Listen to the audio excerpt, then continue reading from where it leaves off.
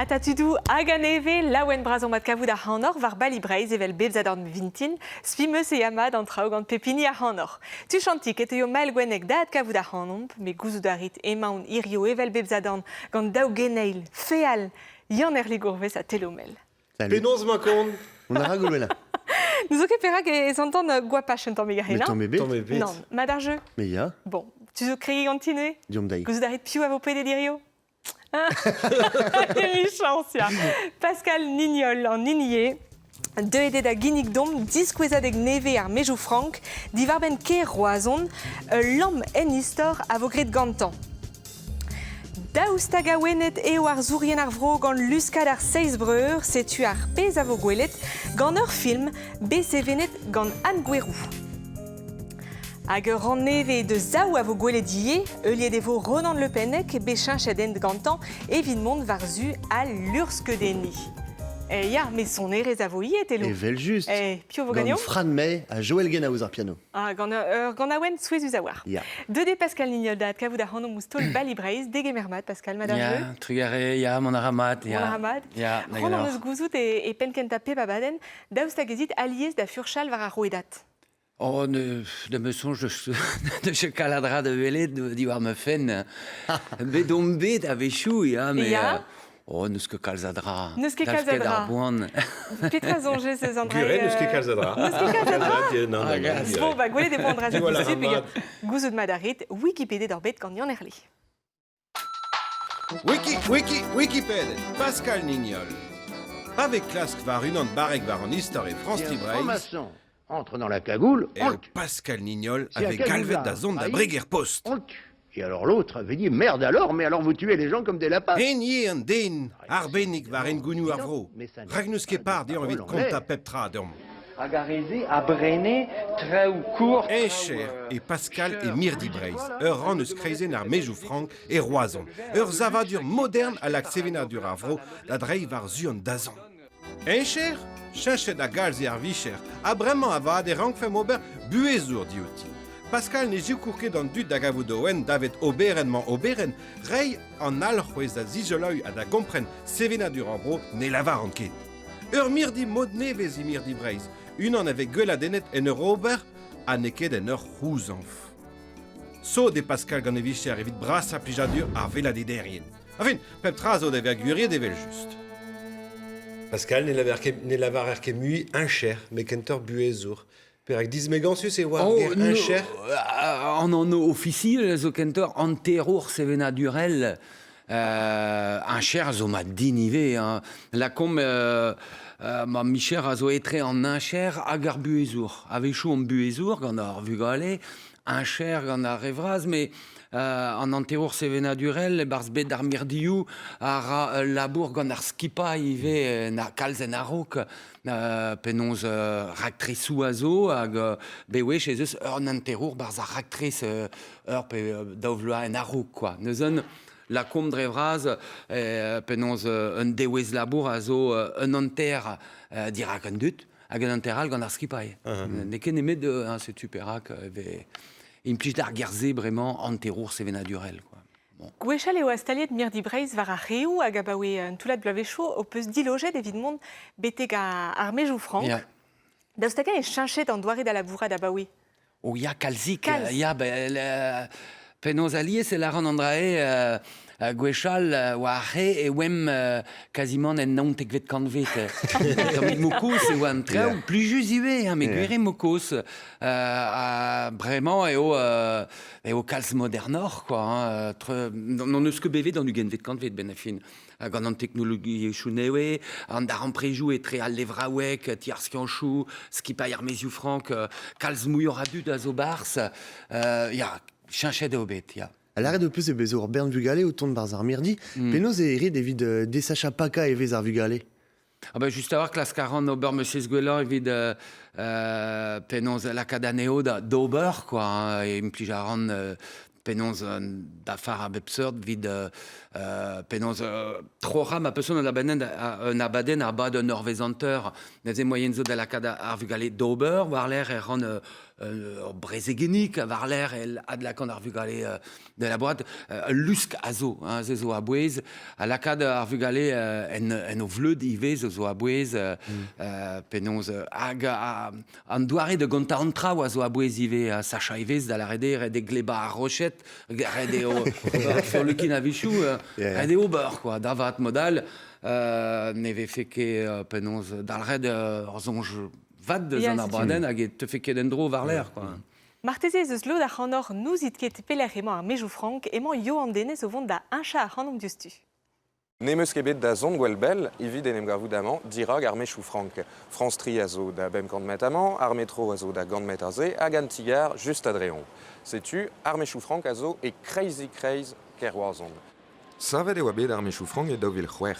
Ur chanteri ere bet. E 1912 a pev ar ugen e oa bet divizet sevel ur zavardur sevenadurel e plastigar ar c'hiriboutin. Treset e bet gant an tisavour Christian de Portzampar, pev ar zagloa neus laket evit don varvel e kreiz ker oarzon. E ben, ar pez a ginnig an dor, e mon e barz, a di jolei ar pez ve kavet eno. Amañ e kaver tech evren disinvel. Levra e ker, var c'hwer restaj eus an tuman, e goren ar ski an chou deus an tuman, gant da skwer ur planetarium, hag a eus diom en estaj Mirdi Breiz. Ar pal a oa krouiñ ur zavardur a strolfe sevenadur ski an chou hag en klask. Niz o vant d'ober tro an diskouezadegou ave kavet e Mirdi Breiz, studiant dei. Diskouezadeg berbad a c'houlzad dovil triver dovil nantek a zo gwestlet da istor oarzon eus mare ar galeanet beteg an de a izio.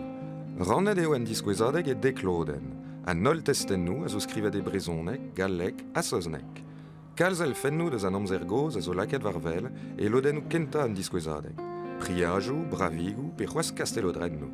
Rai a reon un tanva deus gijou an dud a veve amant dovil loaso. A rai a reon da gompren, penaos e tremenet roazon deus ur vro gwestlet de labour douar d'ur ger roman virvidik. Ar vugale nin ket bet disonjet, c'hoarioù ave kiniget aed an diskouezadeg evit didui an eo. Amant da skouer e c'halon kroue un anno e mod ar romanet. Mon a buanoc'h an diskouezadeg var prantad ar gren amzer. Nebeud a zielou skrivet o deus treuzet ar c'hanvejou. Kavet eve memeustra testenio deus ur ger o chinch. Dindan levezon duket breiz e kres kroazon. Tamm et eud avez a ker ar vel estradurez. Savadurioù everk ave krouet d'ar marese, evel ar parlament pe dor morzel. Gant un tokarn gwirvout galoudel e c'heller zoken sellout deus roazon evel maoa gren amzer. Loden ou diveza an diskouezadeg a zo gwestlet d'ar mare etre an dispar hag an amzer a vremañ. Ur prantet merkadaz e ive gant labourioù meur, dreistol tro d'ar gwilun e kreisker, a savadurioù neve evel palez a c'honvers an ti post izu an dei. D'ar marese teud en em stalia e roazon usinou braz evel ini Citroën hag e kroger da zevel tourioù uel evit loja ur boblans o kreski buan. Ur vechechug gant an diskouezadeg berbad, poant mont d'ober un dro en diskouezadeg pad. Rai a rada gompren penaos eo emdroet breiz a baoe ar ragistor. Amañ ive veroet plas d'ar brezonek. E lec'hioù zo, e c'heller poeza war ur bonton, a klevout an displegaden kontet e yez ar vro, gant mouechou an avezet. Daou e oa bet Yann ere goez. veaji a geskem o madou, evit ma halfe an ol kaout an danvet. Pourmenet ve a edred an amzer.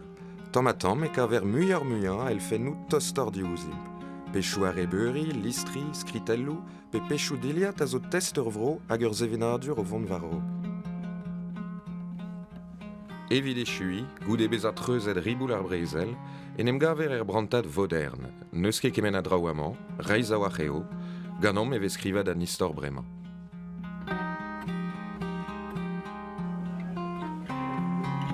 Setu, echu, ondro, deus ar mechou frank amañ e roazon, ma peus tro, deuit da vela dani a l'air, kalz muur a draou a zo, eget ar pez am eus diskouezet d'or.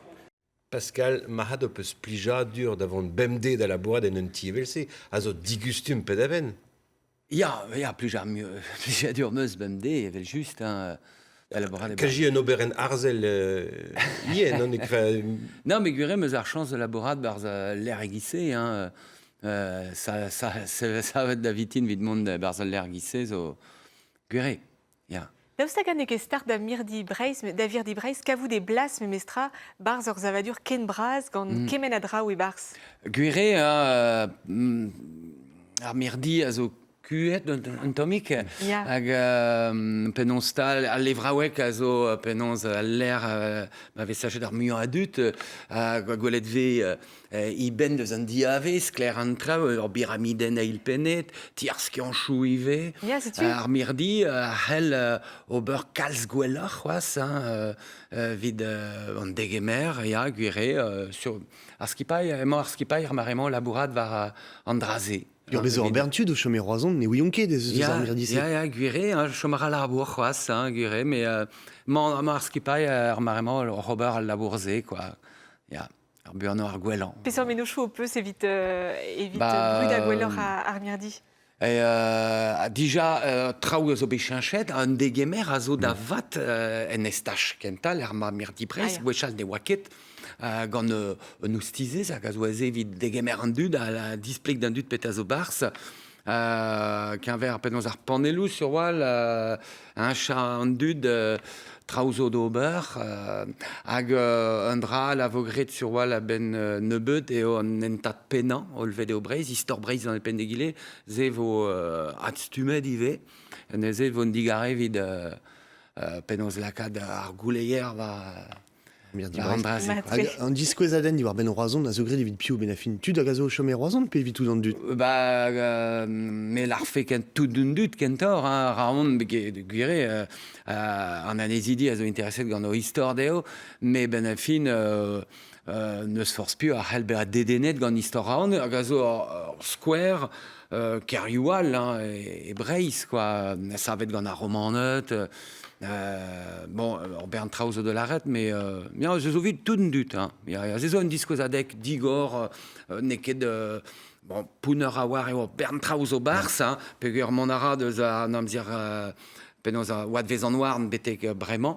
Mais ur bern penoz support liesvedia zo belaket evit tout un dud, meuse pepini ar c'hell dibab pe lentout an testenou, pe nemet sellet ouz ar filmou, pe setu. Pe chilaou ouz yon ar legourvest. Ya, vecho. Bah, ya. Vraiment, pe abaoe toulad michou e zeus e leiz a labourioù e roazhon, yo an denez hag eneus da c'houzanv trouz a labourioù-se, zo vont da kontadion peseur dijolo adennou a zo begret a drugar edeo. Et daouvil pe varzeg e krog al labourioù evit sevel eilinen metro roazhon. Gant pemzag ar zaou rak treset, gwelet eve chanterioù, givrioù ar na kamionou force pegemen, o tifou pa un tammig e pebler e ker, evelamant e c'harter a talant, ne pe le saouzon sevignek. E kreisker ive eve touled an douar evit sevel ar zavioù neve. Kemense ar c'hell degaz da zijolait tra o dir c'hortos. Evel var blasen san germen da skouer. E padanan, un ebet michou goudem ave fe bestaget gant al labourioù, e krog ur skipailh pemzeg arkeologour deus an inrap, da studia an dachen bet difrostet gant chanter ar metro. A feur ma skrabon an douar, e ya an enklaskerien var gil en amzer. Dagenta e sachon mez asiedou, pe binvioù ar pemde, a zav da c'hanvet tremenet. Ur vomp bezen eus an ail brizelbe dive. Un tammig donor en douar hag un tammig pellor var gil en istor, e teu var vel ar gren amzer. Roudou ur pon a rod a gompren e rede amant, kantvejou zo, ur gil droen eus ar gwilun. Artizanet a oas taliad amant, kigerien, dispennerien, kivigerien. Oustelioù an artisanetman, kemen a geskern a loaned implijet evit o labo, a zo bet kavet e leiz. Un doucennad korfou eskern a ziskouez eo a bet ur vered meur amant ur poan benag. Miliajou an ezo ave fe 107. A setu penoz e komprener e kousk an istor just dindan an zreit.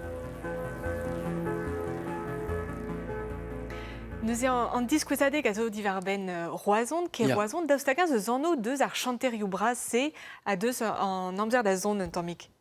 Ya, penons gant ede ar rak treze, diwar penons disorou ar furchadennou arkeologel, dagent apen e oa an diskouzadeg arkeologel, me ben a fin eo deud ave an diskouzadeg kalz brasor, betek bremañ.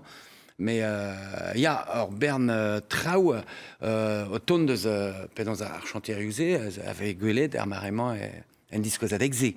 Penaos eve prientet d'un diskouezadeg evel ouman. Ah bah prientet ve kalzen a rog, daouvla, tribla, dipandara. Hag an pioul. Gant skipai Mirdi Breiz, gant aze an inrap, gant historien, bewech a rok kregi gant un diskoazadek bodet tolpet dre ar rusul tout a bepseurt hag a zo penoz. A kemer a rit pers barz an emvo jousse? Ya, bewech e baz pep raktrez ez eus un anterour, an izo tri pol publik aze, hag pepini didro hag emer i blas e barz ar raktrez, quoi. Et avec choup, avec labourio gissep, avec kavetrao, avec goulen e ganor, mont varan dachenier. Davel a denur chanteur archéologue. Ya, bedon bet barz kouen d'ar jacobinet aze, deg emer penaos gant an inrap, vid gweladenier, ya, gwire, ne reomp ket tout, mais ur chanteur on eus betro davelet ma meustra, ze zo abouez, vid omni, vid kontantra ou ar l'air, quoi. Beo'steker obe souezet gant un dravenag o peut fait desket o prienti an diskoazadek ze? Ar pez zo bekavet da skwer.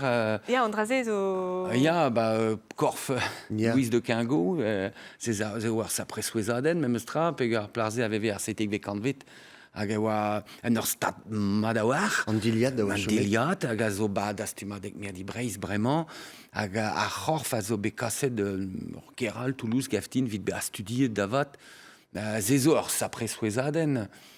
Peg modal a bet sort traoù, ur c'hleze deus an armée roman a zo beat kavet, de gweledve en diskouezadek, ur veret meur a zo bet diskouajet ive, la red o bet er film, miliadou a bejou zo bet diskouachet, hag la kavet o bet traoiskiz da skouer barz ur veret ur sklav, den gant petra vezret deus pa neke bravigou, mais an trav, ma peusson, hag oa bet douaret amañ, traoù souezus, bravigou e leiz, peogwir gwechal an deud a ye penoz barbarados pe d'an ifern, me war me, mais gwisket chikacher gant bravigou, penoz vegret parfum vroez vat, hag tout ze zo da far da studia hag a ziskouez diom penoz, vez a ozet an traoù ar zevenadur-se. A traoù a vo kavet c'hoaz, marteze? Sur oa, lia peogwir ne c'hellom ket tout d'un traoù, mais e kreisker raon, penoz el l'er istorel tro-dro d'an ilisveur, a ze ve fe moyen iwe mar el fem penoz tout la dindan an ilisveur, e ve fe kavet traoù, ur bern traoù zo c'hoaz, quoi. Mais a rabat ober de hun an drae, red degou, an inrap. Ken dalc'het e war goz ma peus ront gant mel gwennek hag e kroniken tabutomb. Manara. Potret. Salut. Manara Pascal. Ya, nagadit e manara. Ya, ma tre c'hant ma kojel deus ar mirdi ou publik hag ari breves. Bezoz 1200 mirdi en ol e France e no zouez lod olvrudet fel. Ni roazon e vejus, mais ni a Louvre e Paris orsep e lodal. A lod zo, a zo meret gant stadioù prevez an ini brassan a zo anvet de Culture Espace, ezel deus GDF Suez, pemzeg mirdi o deus, e France a bez, d'an vrassan e Paris, hag e te daouvili on a dud ar bla. Et no. En tual o deus poan me meustra mirdi ou publik zo da zez a stut, eiz kant mirdi e France na velon ket ouz pen ugen mil den ar bla. Bez ne ket kalz. E Breiz ez eus turei daou skouer, da skouer e lanternez o bedigore de daouvilennek, ur mirdi prevez pen da ben gant famille Leclerc, e mizeos tremenet o deus tizet ur milion a dut. Dan seiz la, un tolker me meustra en ur gir triwer mil an ezat mar plij, diskouezedek mour a ze o zo paouez e chuiz, que deno o peus gwelet. Un diskouezardek a zo be diskouezed e roazon eus kepel zo, an vet debou hag a oa e kouen ar jacobinet, deus dastumadek prevez an o trou pino, ouz pen dek a pevarugen mil a dut, a zo deut chifrou poarant, chifrou o peus bet, setu. A en dastumadek prevez en ul ler hag a zo publik me meustra, deus tagen, deus sonj Pascal, ez eus enebiez etre ar mirdi ou prevez, mur mi deus oute, hag a republik. Neus en EBSB, gaf ket din, da mezonj pepini ar hel penoz diski un drabenag d'an eil diouz egile, gwire ar chifrou peus laret a ze, ez o a bouez braz, plijar a fediom ive, degemer kemen a dut. sur wall et Toyo Andrasé, mais bon, mouilleur à hand à Zogete, Galaréon même presti, d'Astuma d'égout, Picasso, Péméo armé, Trau à Gouskerru, avec un verre en assurance, tout, ni ne helomket dans un hand public, Ago Andra à l'azo, Barzar Mirdiou public, on ne sni d'Astuma d'égout, quasiment RP 600 000 zo et d'Astuma d'Ek Mirdi Brace, Redé Laka d'Andrasé Varoel, Neke Picasso, Zéo Traual, ya, mais sais-tu, Martézé, à Mirdiou Préves, à Hel, Sacha Andu de Gantrau 1000 brudet quoi. Ni labor à Mirdi public à classe carom oberum 6 guelan évid disque spin vidigis en d'astuma dégoût d'un dut mais sais-tu laboral et ive mais l'eau d'alar zoken et savet de Mirdi Prévezo d'alacad varvel oberenu d'alacane da greski prise et c'est du base stable en affaires et un dressade de Picasso n'est qu'en ve d'envers taquet en disquisade a halfé pas que leur prise ueller de stagan ils ont genre dieu port pe keken dieu a geve fer Mirdi Préves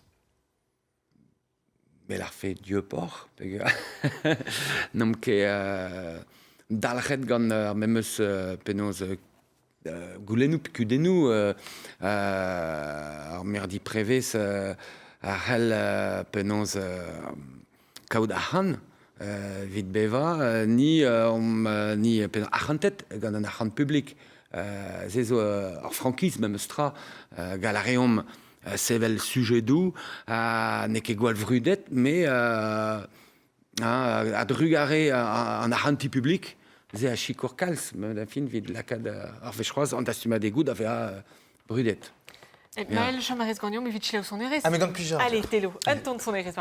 Gant un ton 1000 an avezet la vie en rose et brezonek ar pojus de betrouel gant Fran May ur gemreades gazou just tuker davon da gant adiom Gwen va bet assemblez gant Joel Gena ouz ar piano. Sais-tu Gwen va bet. Et dablagad pur a glan a c'hoaz ken brao a gagan bet o hortoz noz adez vid an den a garon me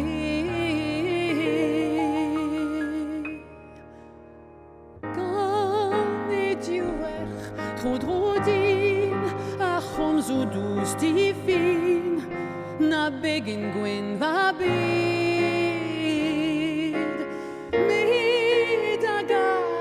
lavados et hudanos didrous a coledon d'avad per en va londin eus a ben afin va dazon va biz 40 enton et des trisomnies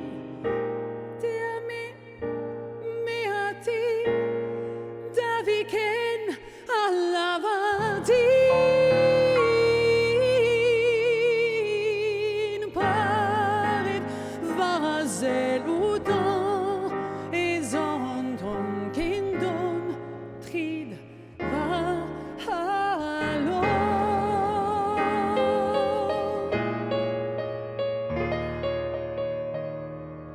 Noz vezioulen a garantes frialzet gantan em hichen Poan justez et tomatan 40 kran a gavevan Gan e diouer tro drodin a c'homz o douz difin na begen Gwen va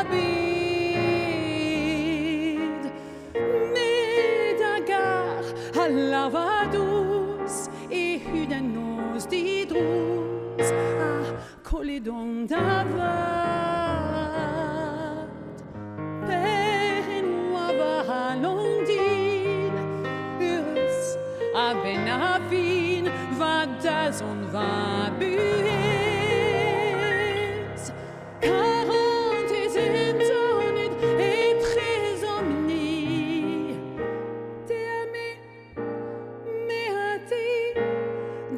Beken à Lavardine. Paret vaze udan et zanton kindon trid va halon.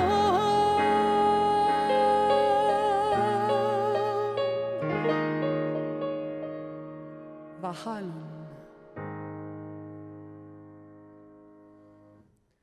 Sais-tu Pegenbrau. Pegenbrau. A dur da c'houd ema Fran me a Joel Gena o poez emborneur bladen hag a zon vet koum teilo. A koum teilo a zon ono e kembraek hag a dalvez kemen a tranien teilo. Matre, c'est les dévots nous film vraiment.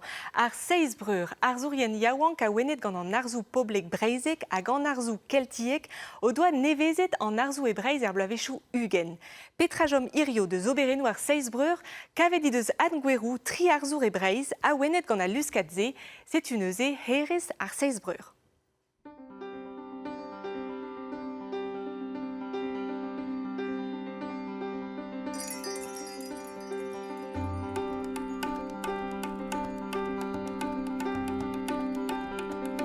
Pal ar seizbreur a oa bez a modern a brezek var un dro hag a ben ar fin. Klask chenchantrao a diskwez e ye breiz gant e engoun krin varzu ar modernelez.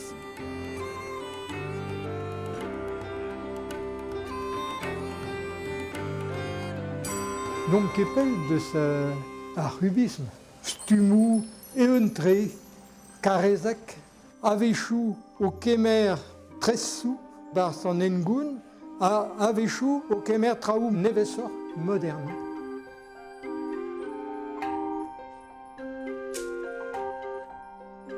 Menochou ar zeizbreur, a ya kal speller eget breiz, quoi. E oa a wenet gant meur ar zevenadur al e Europa, e oa youl bimont varzu an arzou etre vroadel, quoi.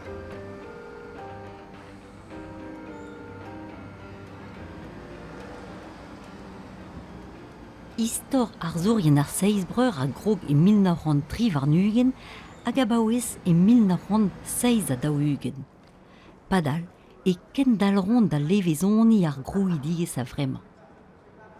Owen Poe, un designer, zo etouez a re a wenet gate.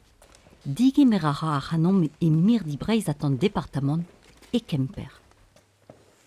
Aze emaom neuze dirag labour Reniv Creston, Suzanne Creston hag Jeanne Malivel a zo bet diskwezet e 1935 var nugen e Paris.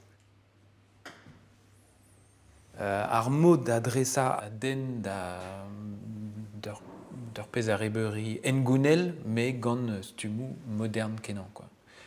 Da la rede e plas tout ar cizeladennou koat et a ben ar fin neus kemet an es a zo bet kizelet hag ara loden grafel. An es a zo un arrouez keltiek baouepel.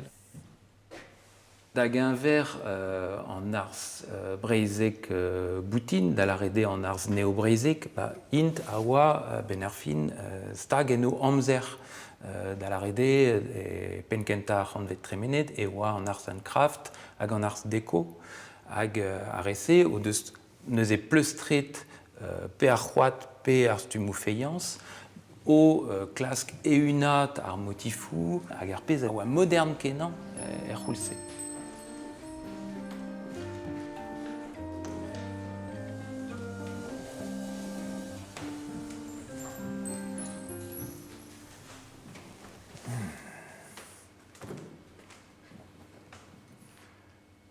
Nominoe. Aze om dek vloa divezator, hag setu pavek gwelet, aze divar tresadennou Creston ar pezet deud ben d'ober, reiara sonj, setu perag emeus lavaret nominoe, pegur a ben ar fin, on eus ar sentiment azeza barz un tron, quoi. Ad implijout a reon, pe motifou avec kavet barz an diliat, pe var an areberi, evit moderna d'aneo. aze, eve meneget neus epé ar stumou keltiek evidannez pe an triskel, me ive gant ar ouezioù kizelet amañ eve kredet eo ar frizen ar c'helfe bezañ ar frizen iverzonat, war un dro.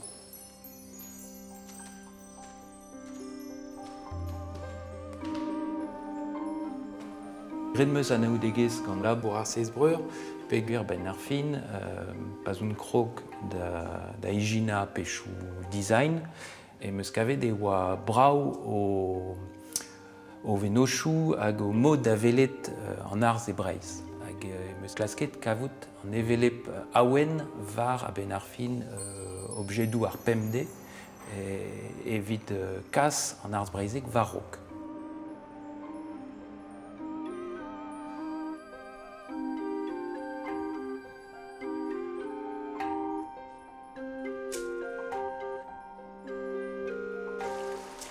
E mirti ar feiañs e kemper e oan o prienti un diskouezadek divar ben Jeanne Malivel an arzourez i doa lancet ar seizh-breur e 1903 varnugen. Daouz deiz da veaet d'an anaon re yaouang e 1904 varnugen, i deus losket un obeiren pinvidik diom. Jak ez derouet, un arzour orin deus naonet, zo be levezonet kalz gant i labour. Justu e velon ez eus traoù a bepseurt, un arzourez e deus labouret var pep dachen arzourel, al livadur, an engravadur, an arebeuri, ar priachou. Setu penaos em eus dizoleet amnesi, dre istor Breizh. Me oa trizek bloa, pa am eus tro da eskem gant ur pod a plije dezan ar beajou war bigidrelien, hag eus ket un eskem, me meus oet dezan ul leor di war ben ar bigidrelien, un deus oet din un istor Breizh skedenaouet gant Jeanne Malivel. Un an bi anor, met ar memeus pren en gravadurioù e barz. Evit kompren Jeanne Malivel, ar pez a zo pouezus kenan eo an tresadennoù e deus gret evit e fez religiel hag evit istor Breizh. Setu peo gwir e barz a labourioù-se eve gwelet ners an du hag ar sklerigen. Ar sklerigen a darz.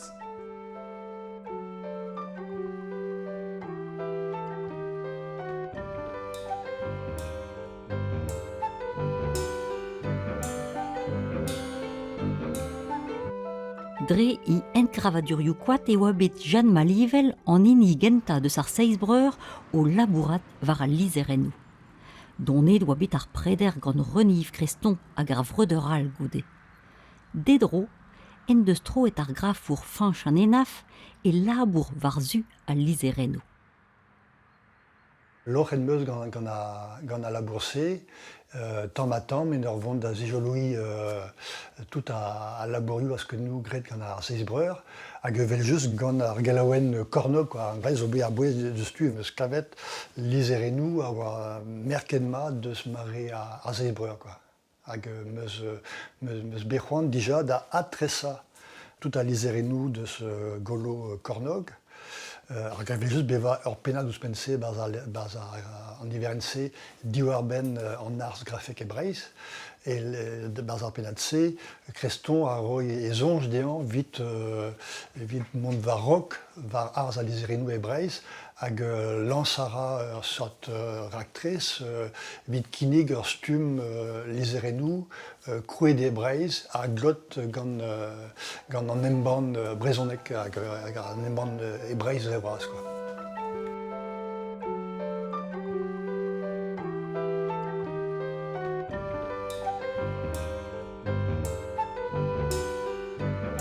Pal vid me a oa evel just kemer pers bar prederse deus an ugelvet kanvet dur ben a liam etre lizenerez hag penons hag an idantelez. Pes mod eve tu penons merka un idantelez ur zevenadur dre stum a lizerennoù. Évidemment, et à Bouez, qui stum a vraiment moderne, olvedel, benafin à Bouez a pez meus grid, et leur atressa cornog ou des tirnanog, à setur sort liserenu kenta, vite kui goudeze, arbrito. Hag eve gwelet murmui a brito e l'erioù foran e lokon hag e lechal.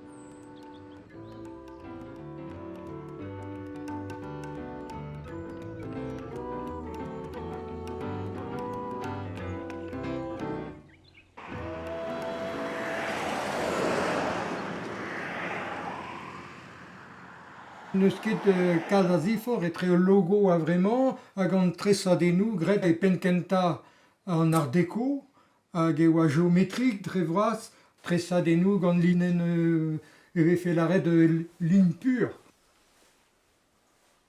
Desket em eus tresa lizerennoù a rok ma oa letraset hag an urziater hag em eus desket ma micher gant tud a oa engraverien var ven. Lithographie, en lithographie. A setu, me meus desket tresa lizerennoù hag ober tresadennoù edu. Hag evel se, tamm me meus labouret evit an emzaou ive, hag ar vez kenta oa un dra bihan evit skolon emzaou, hag a zo hag ive teot dragon brogembre.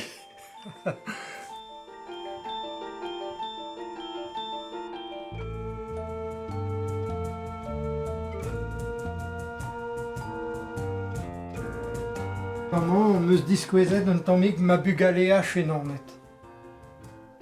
Ar sklerijen hag an tinvalijen, zo un tammig duez ar speret. Hag adreñ evel an avelchou liou, evel ma vefe ur gwerlivet. Ken kreñ eo evidon.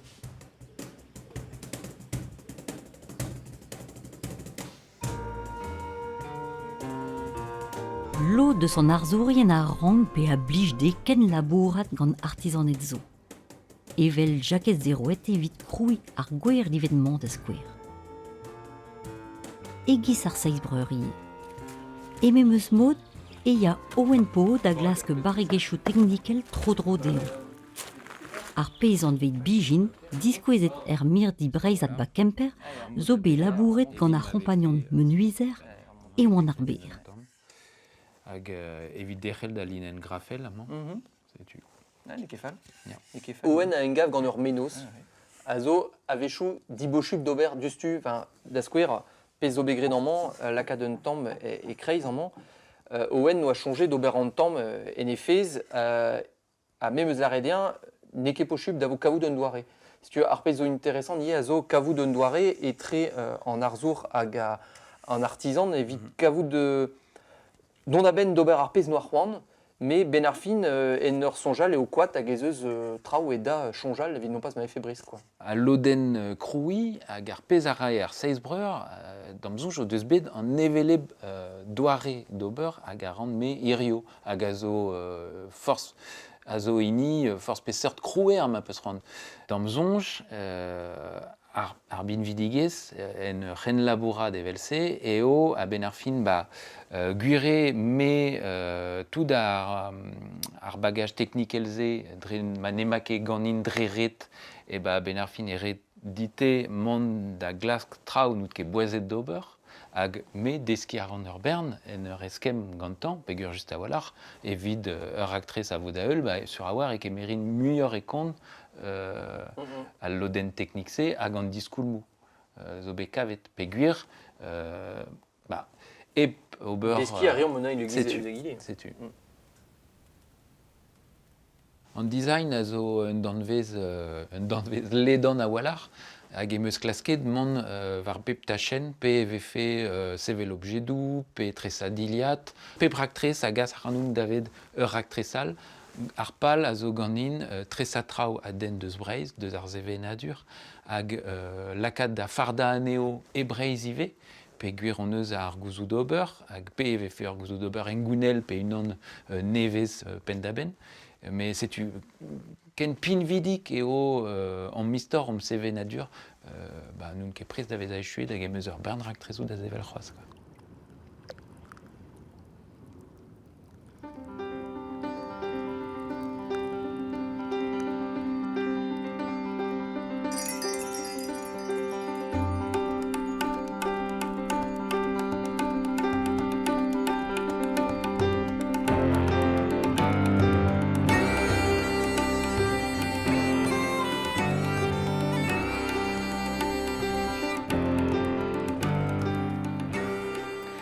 A labour ar 6 breur a oabe laket var velier gant Mirdi Breiz, hag e oabe laket ur pikol leor da zon ermez.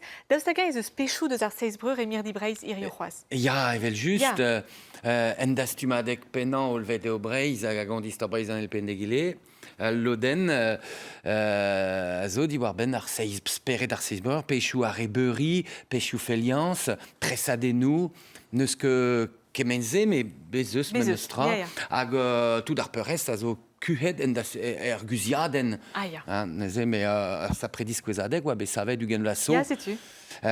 Mirdi Breiz, setu, hag a diskouezadeg ve, oa be laket da Breiz, pepler e Breiz, e an departement de Kemper, Sambriek, Naounet, pa daouvla. Plijet gant speret ar 6 breur, pe gant ar pez eveze gret gant ar 6 breur? Ya, plijet on gant speret ar 6 breur, evel just, ya. Vid ar vechkenta e brochal oa be digoret o neve, quoi, ober, moderne, gant an engoun, quoi. Krouiel liam etre an amzer gwechal, paset, hag an dazon, levezonet gant an ar skinkla. Ya, zezo ar sapre klaustre.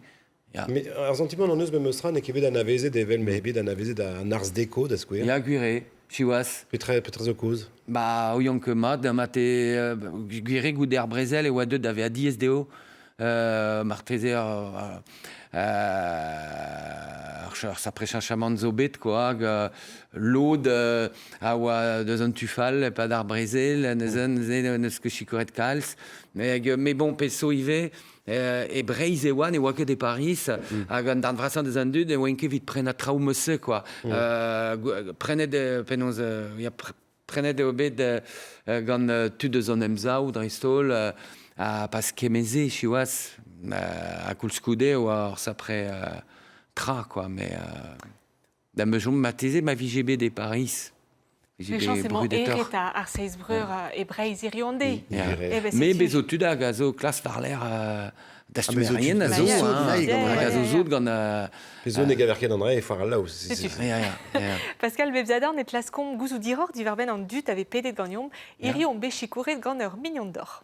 Ah bah oui, Eugen Blé, na vezan Pascal, peu oen ichom e roaon, hag kroget on eus get deus diskain breonek assemblez. Ni oe daou bot a vro vro melrand e ichom e roaon d'ar marez. Moussad a zo ganet tamman e merrand e karter ar gelouit. Hag Pascal, tad Pascal a zo ganet e karter Sandri Valin. Hag pa an eus kroget diskain breonek e skolan emzav e oe, bez e oe tri den ar vroman e oe ne oa nemet Eugen Blé, Eugen tut, Eugen den ar klas. A tri oe eus melrand, donc e oe tamm al liam kreñ treomp. Evit krog arrière et oe un dra bouez bras. Trugare, Pascal avait tout ar père en eus groet assemble, servro, evit ar plijadur, evit bayar zon ere, tout en eus groet et oe ar dur ar plijadur, et michans e vo mosse avec pel war. Sais-tu, Pascal, comme vous êtes calz deus melrand, stag ur c'hoaz deus melrand? Oh ya, evel just, chiwas meus ti ebet dion, mais ya stagon man a ran a liez dion de velet tristamp e de fouet a bro melran, de velet me morep c'hoaz. Chom a ar moeribdin duon. Et setu, ya, zezo disarvet on bet e bro Paris. Evidon Breiz a oa amzer ar vakansou. Hag ar sapre différence oa da c'houlse tre a ma vue e Paris hag ar vue e Melran. Hag meus penaos sonjez meus akos hag an elger tro tout ze merket on bet gant an amzir ar vakansou be paset duon quoi. Bete komz yez ar vro davad in Melran? Ya, aze man o chemer ran neuzen an meskach etre brezhoneg desket gant tugdual karluer pot deus brodreger hag ar duenedek, mais pedon ket pot tristan aze konz ar mi duenedek penderben. A giri oe vuezit ur prantal a zon vet flapi flapa e brezhoneg? Bouest ar brezhoneg. Bouest ar brezhoneg, pet a eze. Setu ezo un atelier bep yaou ingal etre krechte hag an eur, digor de nol brezhonegerien hag blij deo penaos en em gav assemblet with flapi en brezhoneg. Diwar ben neus force petra. Neus force petra. Même lancet an drasse, mais ne ket redin behan gante, quoi. Zezo ar pal, quoi. Zezo ar speret, zezo an dra bekrouet gant tutso e ar mezioù frank, a moyen zo da zibab neus force petra ar soznek a yezoual, pe ober stammi, pe me warme. A pepiniz o pezet a zon. Pepini deus an di a barz, pe deus an di a vez, ar el kinig an dra d'ober gant tudral. Mais heb be an gwelet peget, quoi. Na zezo an emgao, neuze vid zezo da hout, an ini hag a blij de komz brezhoneg ar eldon dar yaou, ar vech an amzer. Er mirdi. Zezo barzarsal bu er citoyen. El levraouek, mais digor d'an ol, c'hornik a zo a ze vid hag e teu bewech tut, a vechou ve pem pewar dek. Betegun ugen zo bet memestra. Bon, kinig ar andor bremañ sellet eus ran neve deus an euliad zao, setu poltret Ronan Le Pennec.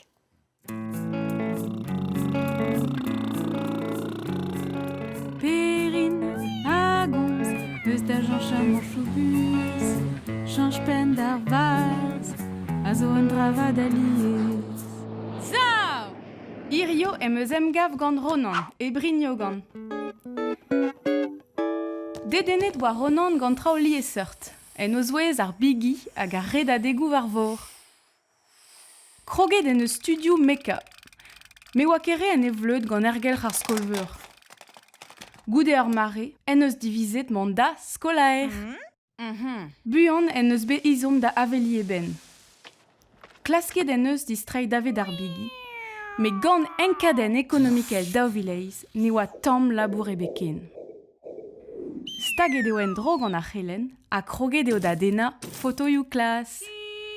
E pa dene an labour, eo kroget da brena dafar, da vad, a da verza e boltriji. Irio, e vev evit buir divar e labour poltreger.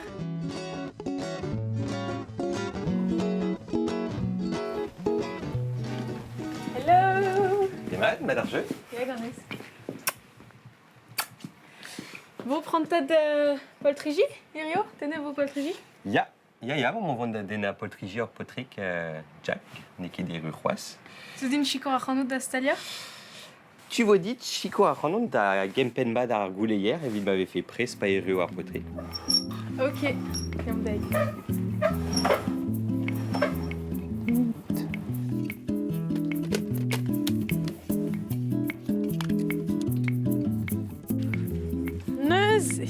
Mosse? Ya un tammig muioc'h troet trezeg ar goulouze. Mosse vo trichard des naturel. Vo un tammig panem laker trichard. Eo degemerusor eo digoror. Hag e ra, evit an ol, un tammig finor tre mazom troet. Ah ya. Jack. Ah, c'est Jack. T'es obligé de se mettre. Wow. Neus ket surentez war gador ze.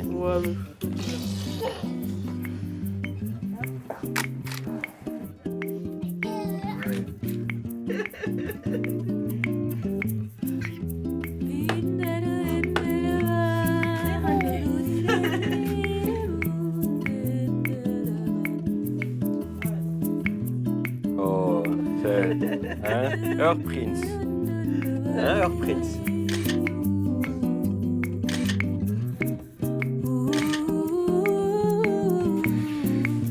Briogon. Sympa. Tous les seuls. Quand c'est ce qu'on verra. Mais ok, les nerfagial, y est.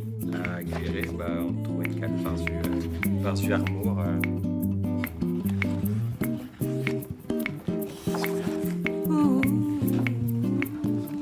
D'arbrasaeus da labour a zo poltriji gweledva, enfin dremoeliou, peget. Ket. Potriji dremoelou a ran ingal et vidon vid ar blijadur hag e klaskan gwechouzo gwerzalod war l'air. Labourad a ran muior vite kontrajou resis, heurejou, on a fait le lit toler zel Yes. dans l'album.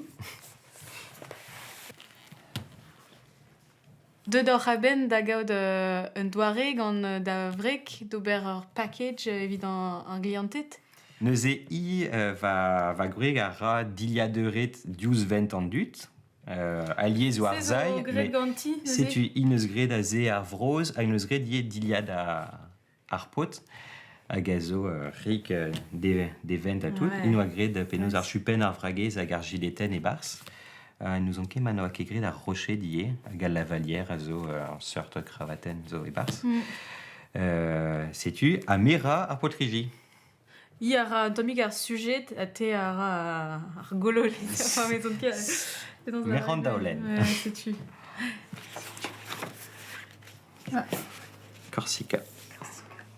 Sais-tu ben ar fin eo andar emprejou gant an dut, a blij dit, Ya. hag an tu me mestra c'hoari gant an teknik bez a barekor var ar bin viji. Un tammig geek me mesra Ah, e c'est chovan ze plij a radi a c'hoari gant an teknik, regli, a gaben a fin, chom mestr var ar photo a broduan, ne ket neus kazi poltre debe da meus gret hag a oa un tol chans em ose meus pouze da eb CD de netra hag chans gret neus ar ben photo ar pez moa prendre.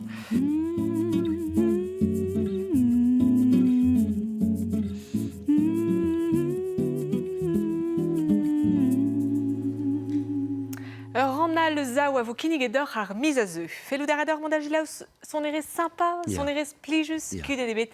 Setu deiziater telo. D'ar bem varnugen a vizdu e vo dalc'het e lok Mikelik an abaden kiez ar bed.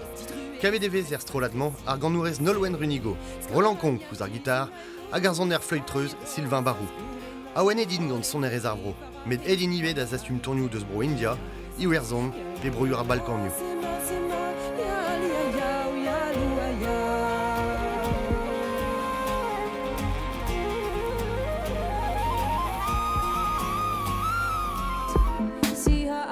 Ar gannourez Jeanne Aded a voe Brest d'an Neiz Varnugen a vizdu. Troget i doa Jeanne Aded gant ar zonerez jazz, met buan, i deus dibabet mont varzu an elektropop, a don ar abrao ganti.